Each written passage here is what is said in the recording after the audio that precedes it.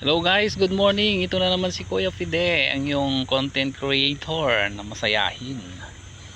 Good morning sa inyong lahat. Good afternoon, good evening sa lahat ng mga friends natin diyan. Silent viewers, givers, commentators, likers, at saka sharers.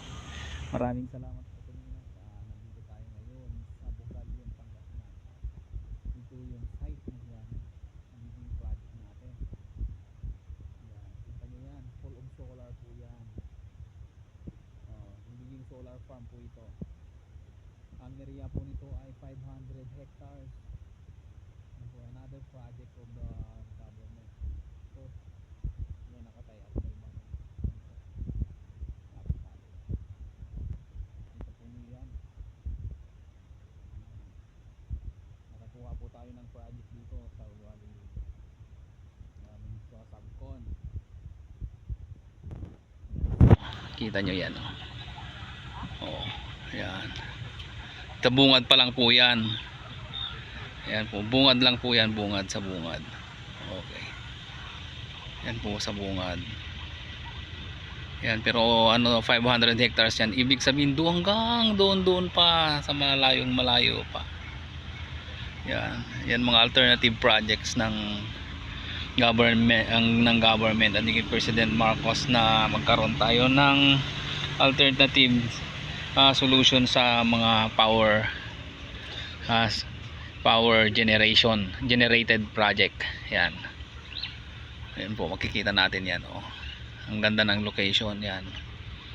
So far kapag start na to, din marami na pong trabahador.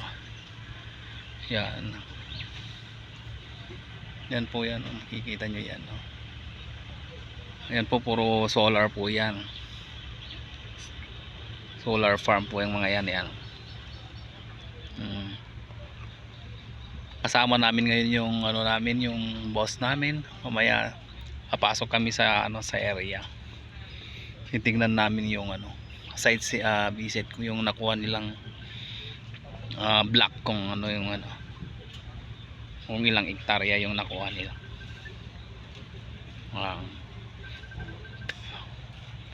Yan po ang solar farm dito sa Bugalyon, Pangasinan. Yan po. Yan po. Kita po natin yan. Yan. Maganda po yun, di ba? Ganda-ganda ng area niya.